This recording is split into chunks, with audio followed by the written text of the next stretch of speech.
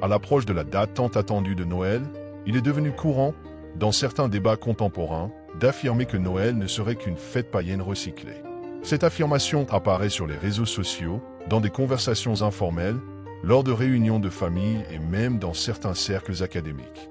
Pour certains groupes protestants particulièrement attachés à une prétendue pureté historique, cette thèse a même acquis un certain attrait. Selon ce récit, Noël aurait simplement été greffé à partir des Saturnales romaines, du culte du Sol Invictus ou de tout autre rituel ancien jugé opportun. Cependant, un examen même superficiel des sources historiques suffit à montrer que cette théorie n'est pas aussi solide qu'on le prétend. L'un des arguments les plus répétés affirme que le 25 décembre aurait été choisi par les chrétiens afin de coïncider avec des fêtes païennes, facilitant ainsi la conversion des païens. Ce raisonnement, bien que populaire, n'est pas soutenu par la recherche académique contemporaine. En réalité, les études montrent que la relation entre Noël chrétien et les fêtes païennes est bien plus complexe, dans de nombreux cas, inexistante. L'historien Andrew McGowan, par exemple, affirme qu'il n'existe aucune preuve que la date de Noël ait été directement dérivée de fêtes païennes. Selon lui, la théologie chrétienne interne suffit à expliquer le choix du 25 décembre. La fête du Sol Invictus est souvent citée comme l'antécédent païen supposé de cette date. Pourtant, les analyses historiques montrent exactement le contraire. Stephen Eijkman, l'une des plus grandes autorités sur le culte solaire romain, explique que l'association explicite du Sol Invictus avec le 25 décembre n'apparaît qu'à partir de la seconde moitié du IVe siècle, et encore dans des sources tardives et isolées. Autrement dit, lorsque le 25 décembre commence à être associé au Sol Invictus, les chrétiens utilisaient déjà cette date depuis des décennies. Avant cela, les sources indiquent d'autres dates pour les fêtes solaires, comme août, octobre ou le début de décembre, mais aucune source antérieure au IVe siècle ne situe ce festival précisément au 25 décembre.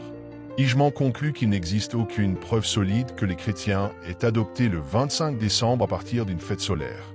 Il est plus probable que des fêtes solaires tardives aient été ajustées en réponse à la croissance du christianisme. Une autre idée largement répandue affirme que Noël aurait remplacé les Saturnales romaines.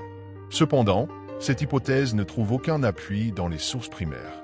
La principale source concernant les Saturnales est Macrobe, qui précise clairement que cette fête avait lieu le 17 décembre, à certaines époques, se prolongeait jusqu'au 23, mais jamais jusqu'au 25.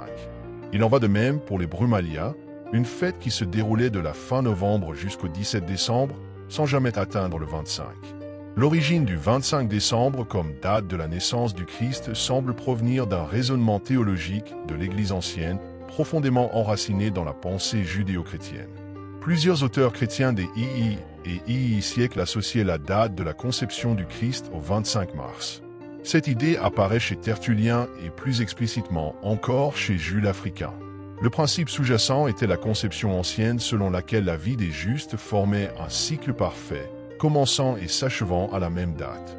Ainsi, si le Christ a été conçu le 25 mars, sa naissance aurait eu lieu 9 mois plus tard, le 25 décembre.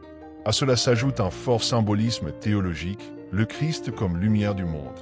Des auteurs tels que saint Augustin et saint Léon le Grand ont interprété la naissance du Christ à la période la plus sombre de l'année comme le triomphe de la lumière divine sur les ténèbres.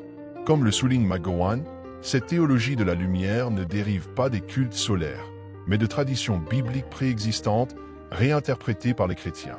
Bien que ces éléments ne constituent pas une preuve absolue, ils représentent l'explication historiquement la plus solide et la mieux documentée sans aucun lien démontrable avec des pratiques païennes.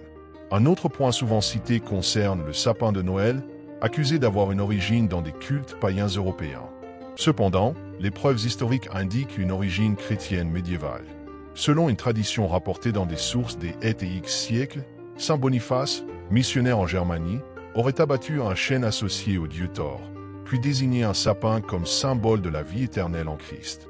À la fin du Moyen Âge, des pièces liturgiques sur la Genèse étaient jouées le 24 décembre, fête d'Adam et Ève dans le calendrier germanique.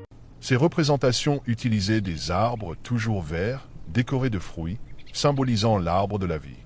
Ces arbres, dressés la veille de Noël, sont devenus un symbole chrétien du nouveau paradis inauguré par l'incarnation du Christ.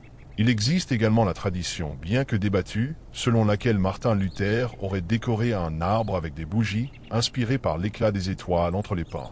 Le fait historique est que le sapin de Noël était pleinement établi dans l'Allemagne chrétienne dès le XV siècle, puis s'est diffusé dans toute l'Europe par influence culturelle, politique et religieuse. Il est vrai que les peuples païens européens pratiquaient des rituels impliquant des arbres. Cependant, aucun de ces rituels ne correspond au sapin de Noël tel que nous le connaissons aujourd'hui.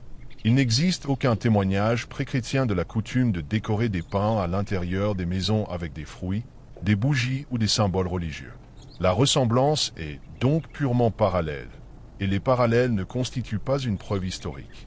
Il en va de même pour les accusations concernant les guirlandes, les ornements ou même la figure du Père Noël. Des similitudes extérieures ne prouvent pas une origine commune.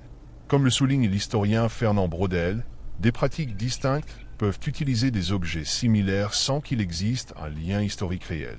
Quant à l'utilisation de Jérémie chapitre 10 pour condamner le sapin de Noël, cette interprétation ignore totalement le contexte biblique. Jérémie décrit un processus typique d'idolâtrie du Proche-Orient ancien. Couper du bois, sculpter une image, la recouvrir de métaux précieux et l'adorer comme un dieu. Le théologien Walter Brueggemann affirme que le texte critique des images prétendant incarner la divinité et non des pratiques festives ou décoratives. Le sapin de Noël médiéval n'implique ni sculpture idolâtre ni culte rendu à des images divines. Il s'agit d'un symbole catéchétique renvoyant à la vie éternelle et à l'incarnation du Christ. Utiliser Jérémie 10 pour condamner le sapin de Noël constitue donc une erreur de contexte, une erreur herméneutique et une erreur historique. Face à cela, une analyse attentive des sources historiques permet d'affirmer avec certitude. Noël ne dérive pas de fête païenne. Le 25 décembre n'a été volé à aucune religion ancienne. La date repose sur des calculs théologiques chrétiens des II et II siècles. Le sapin de Noël a une origine chrétienne médiévale. Les parallèles culturels ne prouvent pas une dépendance historique. Et Jérémie 10 ne condamne pas les arbres décorés, mais les idoles sculptées. Critiquer le consumérisme moderne de Noël est légitime, mais le qualifier de pratique païenne est une toute autre affaire. Enfin, je souhaite à tous un